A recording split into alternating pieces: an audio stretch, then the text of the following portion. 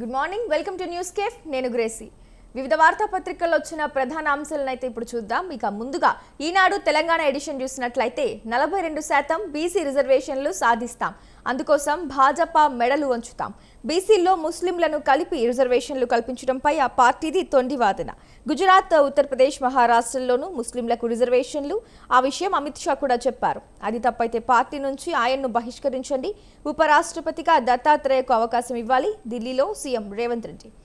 మాటల యుద్ధానికి ముహూర్తం ఖరారు. ఆపరేషన్ సింధూర్పై చర్చకు సరేనన్న సర్కారు. 28న లోక్సభలో, మరుసటి రోజు రాజ్యసభలో ఒక్కో సభకు 16 గంటలు కేటాయింపు. విపక్షాల నిరసనలతో మూడో రోజు స్తంభించిన పార్లమెంటు. ఇక స్థానిక ఎన్నికల్లో సామాజిక న్యాయమే అస్త్రం, బడుగుల సంక్షేమమే ధ్యేయమని చాటేందుకు కాంగ్రెస్ కసరత్తు. కుల గణన, బీసీ రిజర్వేషన్లపై నేడు ఢిల్లీలో CM presentation. Andhrajyothi Telangana edition చూసుకున్నట్లయితే సేమ్ 42% సాధిస్తాం, కేంద్రం మెడలు వంచైనా తెస్తాం, రైతు చట్టాల్ని అలాగే రద్దు చేయించాం. అది అటవీ భూమి కానే కాదు. కేంద్ర సాధికారిక కమిటీ తప్పుడు అంచనాలతో ఆ నిర్ధారణకు వచ్చింది. ఏ చట్టం ప్రకారమైన ఆ కంచ గచ్చిబౌలి ప్రాంతాన్ని అటవీ భూమిగా వర్గీకరించలేం. గతంలో సుప్రీం తీర్పు ఇదే చెప్పింది. సుప్రీంకోర్టుకు తాజాగా సమర్పించిన సమగ్ర అఫిడవిట్లో రాష్ట్ర ప్రభుత్వం వెల్లడి. అఫిడవిట్పై స్పందించేందుకు సమయం కోరిన అమికస్ క్యూరీ తదుపరి విచారణ 13వ తేదీకి వాయిదా. ఆ విద్యార్థులను అనుమతించండి. వరుసగా 4 ఏళ్లు తెలంగాణలో చదువుకున్న వైద్య కోర్సుల్లో దరఖాస్తు చేసుకోనివ్వండి హైకోర్టు. దంచి కొడుతున్న వానలు. ఆసిఫాబాద్ జిల్లా బెజ్జూరులో 23.4, ములుగు జిల్లా వెంకటాపురంలో 23.1 సెంటీమీటర్లు. రాజ్నాథ్ లేదా నడ్డా కొత్త ఉపరాష్ట్రపతిగా వీరిలో ఒకరికి ఛాన్స్. బీజేపీ వర్గాల్లో చర్చ. మోదీ, షాకు నమ్మదగ్గ నేతలుగా రాజ్నాథ్, నడ్డాకు గుర్తింపు. పరిశీలనలో Maharashtra governor CP Radhakrishnan, Bihar CM Nitish Kumar, deputy chairman Harivansh పేర్లు. రైట్గా సాక్షి తెలంగాణ ఎడిషన్ కూడా చూసినట్లయితే సేమ్ అదే అంశాన్ని మనం చూస్తున్నాం. కేంద్రం మెడలు వంచుతాం బీసీ రిజర్వేషన్లపై ముఖ్యమంత్రి రేవంత్ రెడ్డి. రాత్రికి రాత్రే అడవులపై బుల్డోజర్లు ఎందుకు? అంత అత్యావశ్యకత ఏమొచ్చిందంటూ రాష్ట్ర ప్రభుత్వంపై సుప్రీం ఆగ్రహం. వారాంతంలో అటవీ భూమిని ధ్వంసం చేయాల్సిన అవసరం ఏంటి? అటవీ భూముల్ని కాపాడాల్సిన బాధ్యత ప్రభుత్వానిదే. అడవులను సంరక్షించాలా లేదా మీ అధికారులను జైలుకు పంపాలా అనేది మీరే నిర్ణయించుకోండి. కంచ గచ్చిబౌలి కేసులో సిజేఐ జస్టిస్ బిఆర్ గవాయ్ వ్యాఖ్యలు. ప్రస్తుతం పనులు నిలిపివేసినట్లు తెలిపిన ప్రభుత్వ న్యాయవాది సింఘ్వి. కేసీకి 18.51 టీఎంసీలు చాలు, మిగిలిన 26.59 టీఎంసీలను మాకు కేటాయించండి. కృష్ణా ట్రిబ్యునల్ 2 ఎదుట తెలంగాణ వాదనలు. రాష్ట్రమంతా కుండపోత. హైదరాబాద్ సహా పలు జిల్లాలు అతలాకుతలం. కరీంనగర్ జలమయం. భద్రాచలం వద్ద ఉధృతంగా ప్రవహిస్తున్న గోదావరి. రైట్, ఇక నమస్తే తెలంగాణ ఎడిషన్ కూడా చూసినట్లయితే ట్యాపింగ్ తప్పు కాదు రేవంత్, చట్టబద్ధమే, అన్ని ప్రభుత్వాలు చేసేదే. ప్రైవేట్ ట్యాపింగ్, దొంగ చెవుల దందా, రేవంత్ రెడ్డి సర్కార్ నిర్వాకం ఇది. కీలక నేతలు, ప్రజాప్రతినిధులపై నిఘా, పోలీసులకు అప్పగిస్తే ఇబ్బందులని జాగ్రత్త. మంత్రులు ఇతరులకు చెప్తారని భయం. తాను చేస్తే ఒప్పు, ఇతరులైతే తప్ప. ఫోన్ ట్యాపింగ్ పై బీఆర్ఎస్ ను బద్నాం చేసిన రేవంత్ రెడ్డి ఇప్పుడు ఫోన్ ట్యాపింగ్ తప్పు కాదంటూ సమర్థన. అది ఇల్లీగల్ కానప్పుడు కేసులెందుకు, దర్యాప్తులెందుకు? అధికారులకు, వారి కుటుంబాలకు క్షమాపణలు చెప్తారా? ఇక సీఎం వ్యాఖ్యలపై వెల్లువెత్తుతున్న విమర్శల అంశాన్ని అయితే మనం చూస్తున్నాం. ఇక ఆంధ్రప్రదేశ్ ఎడిషన్ కూడా చూసుకుందాం. ఈనాడు ఆంధ్రప్రదేశ్ ఎడిషన్ చూసినట్లయితే ఏడాదిలో పెట్టుబడుల లక్ష్యం 10 లక్షల కోట్ల రూపాయల ప్రాజెక్టులకు ఫెసిలిటేటర్గా వ్యవహరిస్తా. సీఎంఓ నుంచి పర్యవేక్షణ. ఇన్వెస్టోపియా గ్లోబల్ ఏపీ 2025లో సీఎం చంద్రబాబు. ఆపరేషన్ సింధూర్పై చర్చకు ఓకే. 28న లోక్సభలో, మరుసటి రోజు రాజ్యసభలో. మద్యం కుంభకోణం నిందితులకు రెడ్ కార్నర్ నోటీసులు. యుఏఈ, థాయిలాండ్లలో 8 మంది ఉన్నట్లు గుర్తింపు. రైట్, ఇక ఆంధ్రజ్యోతి ఏపీ ఎడిషన్ చూస్తే ఇక ఈడీ వేడి. రంగంలోకి ఎన్ఫోర్స్మెంట్ డైరెక్టరేట్. మద్యం ముడుపుల కేసులో కీలక పరిణామం. శర్వాణి డిస్టిలరీ డైరెక్టర్ చంద్రరెడ్డికి నోటీసులు. 28న విచారణకు హాజరు కావాలని ఆదేశం. జగన్ హయాంలో ఆంధ్ర గోల్డ్ పేరుతో శర్వాణి హవా. పిఎంఎల్ఏ చట్టం కింద ఈడీ దర్యాప్తు. ఇదివరకే సిట్ నుంచి సమాచార సేకరణ. ముడుపుల్లో విదేశీ లింకులు లాగడంపై దృష్టి. Global gateway AP. అపార అవకాశాలున్నాయి, పెట్టుబడులతో రండి. యుఏఈ పారిశ్రామికవేత్తలకు సీఎం చంద్రబాబు పిలుపు. Weather man alert. వాతావరణ సమాచారాలిచ్చే వ్యక్తులు. అనిల్ అనుచరుల ఖాతాల్లో వందల కోట్ల లావాదేవీలు, చేతికి మట్టంటకుండా వారి ద్వారానే దందా. రైట్, ఇక సాక్షి ఏపీ ఎడిషన్ చూసినట్లయితే ఇంటింటా నిజం, తల్లికి మోసం. 15,000 రూపాయలకు బదులు 8,850 రూపాయలు మాత్రమే పడ్డాయి. మొదటి ఏడాది ఒక్కరికి ఇవ్వని చంద్రబాబు ప్రభుత్వం. అరెస్ట్, రిమాండ్ ఇష్టారాజ్యం కాదు. మెజిస్ట్రేట్లు, పోలీసులకు సుప్రీంకోర్టు స్పష్టమైన మార్గదర్శకాలు. Arnesh Kumar versus state of Bihar 2014 తీర్పులో నిర్దేశాలు. నమ్మిన పాపానికి నట్టేటా ముంచేస్తారా? అచ్చెన్నాయుడు వ్యాఖ్యలు ఏరు దాటాక తెప్ప తగలేయడమే. ఆడబిడ్డ నిధికి ఏగనామంపై మహిళల మండిపాటు. రాష్ట్రాన్ని మధ్యాంధ్రప్రదేశ్గా మార్చారు. జగన్ హయాంలో మద్యం విక్రయాలు తగ్గి ఆదాయం పెరిగింది. చంద్రబాబు హయాంలో ఇందుకు భిన్నం.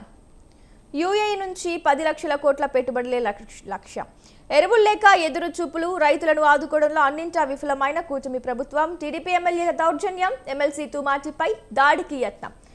రైట్, ఇవాళ వివిధ వార్తాపత్రికల్లో వచ్చిన ప్రధాన అంశాలనైతే ఇప్పుడు చూసాం. ఇక వివిధ వార్తాపత్రికల్లో వచ్చిన ప్రధాన అంశాలపై వివరణ అందించేందుకు, విశ్లేషణ అందించేందుకు మనతో రెడీగా ఉన్నారు కప్పర ప్రసాద్ గారు, విశ్లేషకులు.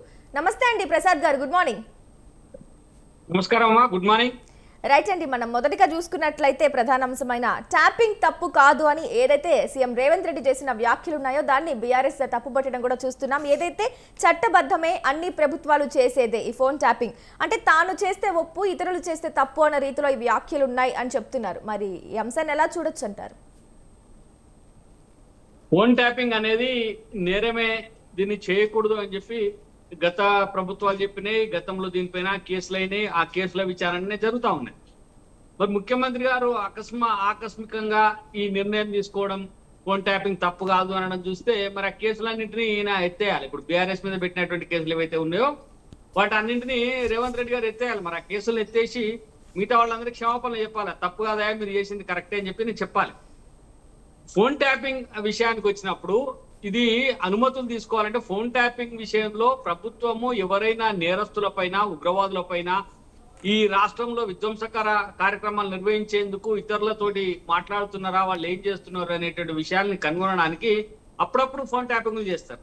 నిత్యం ఫోన్ ట్యాపింగ్ల మీద నిఘా పెట్టి ఎవరు పోతున్నారు, ఎటు పోతున్నారు, ఎవరింటికి ఎవరు వస్తున్నారు అనేటువంటి విషయాల్ని చెక్ చేయడం అన్యాయమే, ఇది అక్రమమే, ఇది నేరమే ఖచ్చితంగా. ఇది మరి ముఖ్యమంత్రి గారు ఎప్పుడు ఆయనకు నిజం తెలిసిందో లేకపోతే వెంటనే జ్ఞానోదయం ఏందో నాకు తెలియదు, కానీ ఫోన్ ట్యాపింగ్ నేరం కాదు అని చెప్పడం అంటే ముఖ్యమంత్రి గారు మళ్ళీ ఫోన్ ట్యాపింగ్ కు తెరలేపిండ్రు అనేది అర్థం వస్తా ఉన్నది. మరి ఇటీవల ఆరోపణలు వస్తా ఉన్నాయి, మంత్రుల పైన ఆయన ఫోన్ ట్యాపింగ్ చేస్తున్నారు, మంత్రుల ఫోన్లను వింటా ఉన్నారు అని చెప్పి ఈ మధ్యన అనేక ఆరోపణలు వస్తా ఉన్నాయి. అందులో వాస్తవాలు ఏమున్నాయి అనేది మనకి తెలియదు, కానీ ఆరోపణలు అయితే వస్తా ఉన్నాయి. మరి దీని అర్థమైంది, అది నేరం కాదు కాబట్టి నేను కూడా చేస్తా ఉన్నా అని చెప్పి చెప్పడమే అవుతుంది తప్ప మరొకటి కాదు. తర్వాత ముఖ్యమంత్రి గారు రేవంత్ రెడ్డి గారు ఎప్పుడు ద్వంద్వ వైఖరి అవలంబిస్తూ ఉంటారు. ఒక్కోసారి ఒక మాట, ఇంకోసారి ఇంకో మాట మాట్లాడడం ఆయన నైజంగా కనబడతా ఉంటుంది. మరి ఆయన గతాన్ని మర్చిపోయి, లేకపోతే గతంలో మాట్లాడినట్టు మాటలు మర్చిపోయి కొత్తగా మాట్లాడతారా, లేకపోతే ఆయనకే వ్యక్తిగతంగా ఏమైనా అంటే ఈ మతిమరుపు అనేటువంటి ఏదైనా దాన్ని ఏమంటారు, ఏదైనా అలవాటు ఏమైనా ఉందా, ఇట్లాంటి విషయాలను కూడా మనం ఆలోచించాల్సినటువంటి అవసరం అయితే ఉన్నది. ఫోన్ ట్యాపింగ్ ఎప్పుడు చేస్తారు? ఉగ్రవాదులు ఈ దేశంలో చొరబడుతున్నారా లేదా, ఈ దేశంలో ఏమైనా ఉగ్రవాద కార్యకలాపాలకు సంబంధాలు ఎవరికైనా ఉన్నాయా, వాళ్ళు ఏం మాట్లాడుకుంటున్నారు, ఎటుపోతున్నారు అనేది ఒకటైతే, దాని తర్వాత ఏదైనా నేరంలో ఏదైనా ఫోన్ సంబంధం ఉన్నప్పుడు ఆ ఫోన్ కు సంబంధించిన సమాచారం ఎటుపోతుంది అన్నప్పుడు ఆ ఫోన్ ట్రాకింగ్ చేస్తారు. ఆ ఫోన్ ట్రాకింగ్ ద్వారా నేరస్తులు పట్టుకోవడం మనం చూస్తూనే ఉన్నాం. అవన్నీ నేరం అని ఎవరు అనట్లేదు. ఫోన్ ట్రాకింగ్ అనేది, ఫోన్ ద్వారా నేరస్తులు పట్టుకోవడం అనేది. ఇప్పుడు ఉదాహరణకి నక్సలైట్ల మీద అనేక రకాలైనటువంటి దాడులు జరుగుతూ ఉన్నాయి. వాళ్ళు ఎక్కడ ఉన్నారు అనేది సమాచారాన్ని ప్రభుత్వం సేకరిస్తా ఉంది. అంత ఎట్లా జరుగుతా ఉన్నది? సెల్ ఫోన్ సిగ్నల్స్ వల్లనే వాళ్ళను పట్టుకుంటున్నారు. అది వాస్తవంగా మనకు అర్థమవుతా ఉంది. వాళ్ళు ఎక్కడున్నారు, ఎటుపోతా ఉన్నారు అనే విషయాన్ని కనుక్కుంటా ఉన్నారు.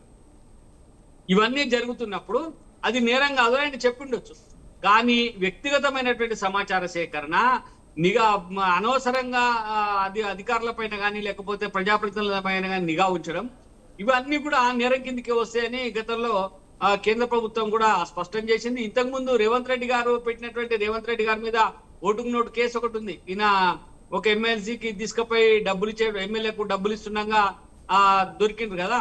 అది ఎట్లా జరిగిందంటే ఫోన్ ట్యాపింగ్ ద్వారానే జరిగిందనేది తేల్చింది. అప్పుడు రేవంత్ రెడ్డి గారు కూడా ఫోన్ ట్యాపింగ్ సంబంధించి అనేక విషయాలను చెప్పిండు. ఆయన ఫోన్ ట్యాపింగ్ జరుగుతా ఉన్నాయని చెప్పేటువంటి మాట చెప్పిండు. మరి ఇప్పుడు ఎందుకు యూటర్న్ తీసుకుంటున్నాడు? ఇప్పుడు నిన్నేమన్నాడు, నా ఫోన్ కూడా ట్యాపింగ్ జరగవచ్చు కానీ నాకు ఇంకా సమాచారం లేదు, జరిగిందో లేదో తెలియదు. అంతకు ముందు ఏమన్నాడు, ఫోన్ ట్యాపింగ్లు జరుగుతూ ఉన్నాయని చెప్పాడు. అంటే ఇట్లా ఆయన ప్రతి మాటకు ఆయన మాట్లాడినటువంటి మాటను ఆయనే కాంట్రాక్ట్ చేసుకోవడం ఆయన నైజం. కానీ రాజ్యాంగ పరంగా చట్టపరంగా అయితే ఫోన్ ట్యాపింగ్ అనేది నేరమే. ఖచ్చితంగా ఫోన్ ట్యాప్ చేయడం అనేది కుదరదు. దానిపైన ఎవరైనా ఫోన్ ట్యాప్ చేస్తే దానికి చర్యలు తీసుకోవాలి, కేసులు నమోదు చేసి విచారణ జరుగుతూనే ఉన్నది, జరగాల్సిన అవసరం కూడా ఉంది. రైట్ అండి ప్రసాద్ గారు, అంటే ఇప్పుడు ఏ రీతిలో విమర్శలు వెల్లువెత్తుతున్నాయో సీఎం చేసిన వ్యాఖ్యలపై మనం చూస్తూనే ఉన్నాం. మరి ఇప్పుడు ఇది ఇల్లీగల్ కానప్పుడు ఎందుకు ఈ దర్యాప్తులు, కేసులు ఇవన్నీ ఎందుకు, ఈ చిట్టు బృందం ఇవన్నీ అధికారులకు మీరు క్షమాపణలు చెప్తారా అని ప్రశ్నిస్తున్నారు. మరి ఏమంటారు, ఆ అంశాన్ని ఎలా చూడొచ్చు అంటారు? నేను అదే చెప్తా ఉన్నా, ఫోన్ ట్యాప్ ఇల్లీగల్ కానప్పుడు ఇప్పుడు నువ్వు చేసినటువంటి విచారణ ఎందుకు, సిట్ ఎందుకు, ఆ దర్యాప్తులు ఎందుకు, అందరినీ పిలిచి మాట్లాడడం ఎందుకు, ఇవన్నీ ఎందుకు? ప్రభాకర్ రావుని ఎందుకు అరెస్ట్ చేసినావు, అక్కడి నుంచి తీసుకొచ్చి ఎందుకు జైల్లో పెట్టినావు, అనేక మంది అధికారులను ఎందుకు అరెస్ట్ చేసినావు, ఇవన్నీ కూడా ప్రశ్నలు ఉద్భవిస్తూనే ఉంటాయి కదా. మరి అదే నేను అనేది ముఖ్యమంత్రి గారు మతిమరుపు రోగంతో బాధపడతా ఉన్నారో ఏమో అనిపిస్తా ఉంది. నిన్న మాట్లాడినటువంటి మాటకు ఇవాళ మాట్లాడేటువంటి మాటకు పొంతన ఉండడం లేదు. మరి ఆయనకు ఏ రకమైనటువంటి ఇబ్బందులు ఇచ్చినాయని చెప్పి ఫోన్ ట్యాపింగ్ సరికాదు, ఫోన్ ట్యాపింగ్ నేరం కాదు అని చెప్పి అంటే ఆయన ప్రభుత్వం కూడా ఫోన్ ట్యాపింగ్ కు రంగం సిద్ధం చేసుకుంది. ఫోన్ ట్యాపింగ్ చేస్తా ఉన్నారు. వాళ్ళ మంత్రుల పైన, ఎమ్మెల్యేల పైన, పార్టీ నాయకుల పైన నిఘా పెట్టినట్టుగా దీన్ని బట్టి అర్థమైతా ఉన్నది. నిఘా పెట్టినట్టుగా వార్తలు వస్తా ఉన్నాయి. సరే ఎంతవరకు వాస్తవాలు అనేది విచారణలో తేలుతుంది, కానీ నిఘా పెట్టినట్టుగా వార్తలు వస్తా ఉన్నాయి. అంటే గతం ప్రభుత్వం చేసినటువంటి తప్పిదాన్నే, గత ప్రభుత్వం చేసినటువంటి విధానాలనే ఈ ప్రభుత్వం కూడా అనుసరిస్తా ఉన్నది. ముఖ్యమంత్రి రేవంత్ రెడ్డి గారు కూడా అనుసరిస్తా ఉన్నారు. కాబట్టి ఆయన గౌరవం అన్నటువంటి రేవంత్ రెడ్డి ఇవాళ అది కాదు అని చెప్పి ప్రయత్నం చేస్తా ఉన్నాడు. కాబట్టి నేనేమంటున్నానంటే ఇది సరికాదు, ఈ విషయం సరికాదని చెప్పి ముఖ్యమంత్రి గారు దీని విషయంలో అర్థం చేసుకోవాలి. ఫోన్ ట్యాపింగ్ పైన చర్యలు నేరం కాదన్నప్పుడు వెంటనే వాళ్ళ మీద కేసులు ఎత్తేసి వాళ్ళని విడుదల చేసి క్షమాపణ చెప్పాలి. నేరమైంది అంటే వాళ్ళందరి మీద కూడా సరైన చర్యలు తీసుకోవాలి. ముఖ్యమంత్రి రేవంత్ రెడ్డి గారు క్షమాపణ చెప్పి తప్పైంది అని చెప్పి ఆయన మాట్లాడాల్సినటువంటి అవసరం ఉంటుందమ్మా. రైట్ అండి ప్రసాద్ గారు, ఇక మరో అంశం కూడా చూసినట్లయితే ఏడాదిలో పెట్టుబడుల లక్ష్యం 10 లక్షల కోట్ల రూపాయలు. ఏదైతే నిన్న జరిగిన విజయవాడలో ఇన్వెస్టియో గ్లోబల్ ఆంధ్రప్రదేశ్ సదస్సులో పెట్టుబడులపై గ్లోబల్ గేట్వే ఏపీ కోసం అపార అవకాశాలున్నాయి, పెట్టుబడులతో రండి అని యుఎస్ఏ పారిశ్రామికవేత్తలకు సీఎం చంద్రబాబు పిలుపునివ్వడం జరిగింది. మరి ఎలా చూడొచ్చు అంటారు ఈ అంశాన్ని?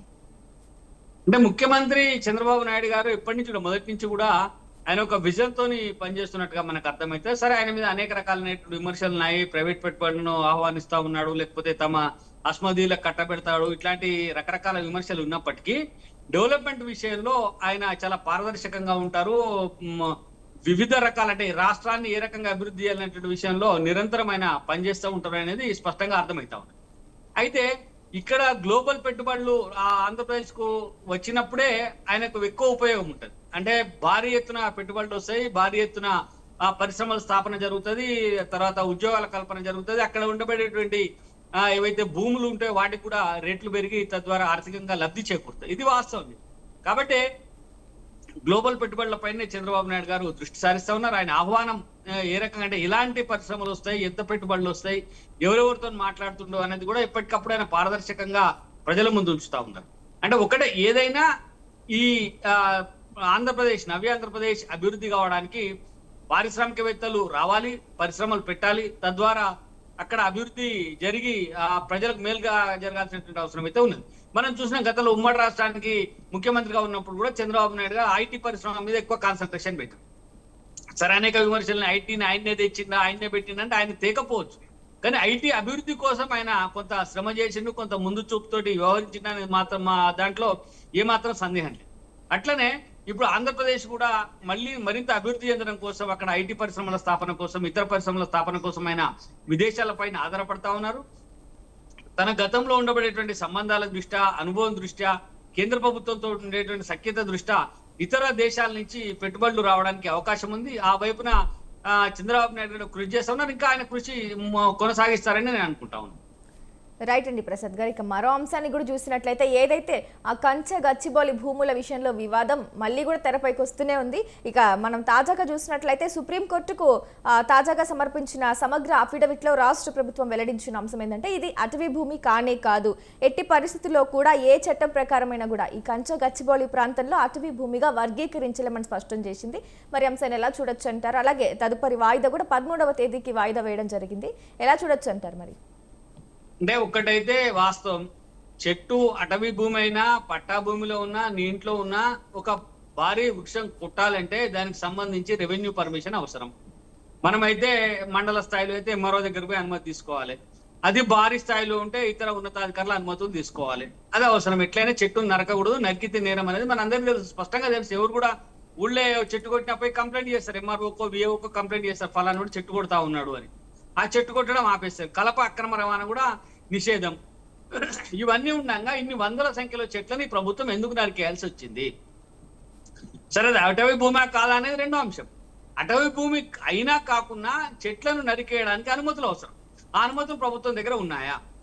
ఇంకోటి, రిప్లేస్మెంట్ ఆఫ్ ట్రీస్, అంటే అక్కడ ఉండే చెట్లను నరికివేయకుండా వాటిని అక్కడి నుంచి తొలగించి ఇతర చోట్ల వాటిని నాటాల్సినటువంటి అవసరం ఉన్నది. గతంలో రహదారుల విస్తరణలో కూడా భారీ వృక్షాలు, వందల సంవత్సరాల వయసు ఉన్నటువంటి వృక్షాలు, చాలా భారీ వృక్షాలు ఉంటే వాటిని కూడా నరకకుండా తీసి పక్కన నాటేటువంటి ఒక ప్రక్రియ మనకు అందుబాటులో ఉన్నది. మరి అలాంటి ప్రక్రియ ఉండగా ఎందుకు రాత్రి ఆ చెట్లను అన్నింటిని నరికేసిండ్రు, ఆ స్థలాన్ని స్వాధీనం చేసుకోవడానికి ప్రయత్నం చేశారు? ఇదే ప్రశ్న ఆ ప్రభుత్వం ముందరున్నది. సరే, కోర్టుకు వీళ్ళు అఫిడవిట్ ఇచ్చిండ్రు, ఏమిచ్చిండ్రు? అది అటవీ భూమి కాదు. అటవీ భూమి కాదు. ఏ భూమి అది? కంచె గచ్చిబౌలి అనేది ఒక నువ్వు యూనివర్సిటీ కేటాయించినటువంటి ప్రభుత్వ భూమి. యూనివర్సిటీ కేటాయించినటువంటి ప్రభుత్వ భూమిలో అటవీ పెరిగినటువంటి అటవీ, అది ప్రైవేట్ అటవీ కావచ్చు, గవర్నమెంట్ అటవీ కావచ్చు.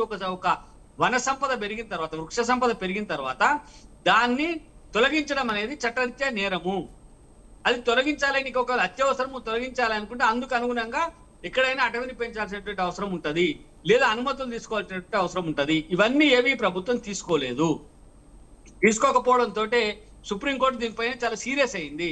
రాత్రికి రాత్రే మీరు ఆ చెట్లను తొలగాల్సినటువంటి అవసరం ఏమున్నది, అందుకు అనుగుణంగా మీరు ఏ మేరకు నష్టపరిహారాన్ని భర్తీ చేస్తారనేటువంటి విషయం కూడా గతంలో కోర్టు ప్రశ్నించింది. మరి దానికి సమాధానం చెప్పకుండా ఈ మూలానికి పోయేది అటవీ భూమే కాదా, అక్కడ అటవీ ఉందా లేదా అనేటువంటి ప్రశ్నలు లేవనెత్తా ఉన్నాయి. అంటే ప్రభుత్వం దాని నుంచి తప్పించుకోవడానికి ప్రయత్నం చేస్తుందని స్పష్టంగా అర్థమవుతా ఉన్నది. ఒక్కటే నేనేమంటున్నాను, అటవీ భూమి అయినప్పటికీ కానప్పటికీ ఇలా మీ ఇంట్లో అయినా మా ఇంట్లో అయినా ఒక వృక్షం పెరిగింది, ఒక మామిడి చెట్టో చింత చెట్టో పెరిగింది, దాన్ని కొట్టాలి, దాన్ని తీసేయాలి అనుకుంటే కూడా మనం ప్రభుత్వం నుంచి అనుమతి తీసుకోవాలి. అక్కడ విఆర్ఓ అనుమతి, విఆర్ఓ ద్వారా ఎంఆర్ఓ అనుమతి తీసుకోవాల్సినటువంటి అవసరం ఉంటుంది. అట్లాంటి ఒక్క చెట్టును కొట్టడానికే ఇంత రెవెన్యూలో ఇంత అనుమతులు అవసరమైనప్పుడు మరి నువ్వు వందల వృక్షాలను, భారీ వృక్షాలను ఏకమొత్తంగా బుల్డోజర్లు పెట్టి తొలగిస్తా ఉంటే దాన్ని కోర్టు ప్రశ్నిస్తా ఉంది. దానికి సమాధానం చెప్పకుండా అది అటవీ భూమి అవునా కాదా, ప్రభుత్వ భూమే కాదా, యూనివర్సిటీ భూమే కాదా అని చెప్పి వితండవాదం చేస్తూ ప్రభుత్వం సమస్యను మొదటికి తెస్తా ఉంది. ఇది సరైనటువంటి విధానం కాదు. ఇప్పటికైనా ప్రభుత్వం తప్పు జరిగింది, మేము వృక్షాలను కొట్టడం నేరమే, దానికి సంబంధించి కోర్టు వేసేటువంటి శిక్షను మేము అనుభవిస్తాము, దానికి రిప్లేస్మెంట్ చేస్తాము అని చెప్పి అఫిడవిట్ సమర్పించాలి. ఆ భూమి ప్రభుత్వానికి అవసరం ఉంది కాబట్టి తీసుకుంటా ఉన్నాము, ఇందులో అధికారుల ద్వారానో ప్రభుత్వం ద్వారానో కొన్ని పొరపాట్లు జరిగినాయి, వీటిని సరిదిద్దుకుంటాము అని చెప్పి ప్రభుత్వం ఒక క్షమాపణ పత్రాన్ని కోర్టుకు సమర్పించాలి. అది సరైనది అవుతుంది. కానీ నేను చేసింది కరెక్టే, ఇది అటవీ భూమి కాదు అని చెప్పి ఉల్టా అఫిడవిట్లు ఇచ్చి ఏదో మేము చేసింది అంతా సరైనది అనేటువంటి విధానం చెప్పుకోవడం అనేది కరెక్ట్ కాదు. దాన్ని కోర్టు కూడా సమ్మతించదు. కోర్టు స్పష్టంగా చెప్పింది, చెట్లు నరికివేయడాన్ని కోర్టు తీవ్రంగా ఆక్షేపించింది. కాబట్టి వీళ్ళు అఫిడవిట్ ఏమాత్రం వాళ్ళు ప్రభుత్వ భూమే కాదా, అది అటవీ భూమే కాదా అనేది రెండో అంశం. చెట్లు నరికారా లేదా, నరికితే దానికి కంపెన్సేషన్ అనేది ఈ నేరానికి బాధ్యులు ఎవరు, దీనిపైనే కోర్టు ముందు చర్చలు జరుగుతాయి. కోర్టుకు ప్రభుత్వం అదే అంశం పైన సమాధానం చెప్పాల్సి ఉంటుంది. రైట్ అండి ప్రసాద్ గారు, మీరు చెప్పినట్లే. అట్లాగే సుప్రీంకోర్టు ఆగ్రహం వ్యక్తం చేసింది. రాత్రికి రాత్రే అట్లా బుల్డోజర్లు తెప్పించి చెట్లు కొట్టించాల్సిన ఆవశ్యకత ఏముంది అన్నట్లు. అట్లాగే ఏం చెప్తుంది, ఇప్పుడు అడవులను సంరక్షించాలా లేక అధికారులను జైలుకు పంపాలా కూడా మీరే నిర్ణయించుకోండి అని చెప్తోంది. అంటే ఏ శాఖల అధికారులపై చర్యలు ఉండొచ్చు? నేనేమంటున్నా అంటే శాఖల అధికారులు కాదు ఇందులో. ముఖ్యంగా ప్రభుత్వం అనేది ఒక అధికారి ద్వారా నడవదు.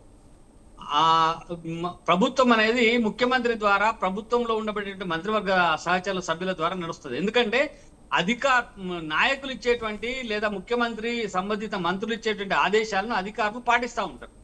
కొందరు అధికారులు వాటిని వ్యతిరేకించవచ్చు, నిబంధనలు చెప్పొచ్చు, నిబంధనలు చూపించవచ్చు, ఇది తద్వారా ఇది తప్పు అని చెప్పొచ్చు. కానీ ఇక్కడ మంత్రులు, ముఖ్యమంత్రి పక్కకు పోయి తమకేం సంబంధం లేదన్నట్టుగా పక్కకు పోయి అధికారులను బలిపశువులు చేసేటువంటి కార్యక్రమం జరుగుతా ఉన్నది. గతంలో మనం వైఎస్ రాజశేఖర రెడ్డి ముఖ్యమంత్రిగా ఉన్నప్పుడు కూడా అనేక రకాలైనటువంటి భూ కుంభకోణాలు ఆరోపణలు వచ్చినప్పుడు ఆ నాయకులు, ముఖ్యమంత్రి సరిగానే ఉన్నారు కానీ పాపం అప్పటి అధికారులు వాటిలో బలైపోయి శ్రీలక్ష్మి లాంటి సీనియర్ ఐఏఎస్ అధికారులు జైలుకు పోయి నానా రకాలుగా ఇబ్బంది పడేటువంటి పరిస్థితి మనం చూసినాం.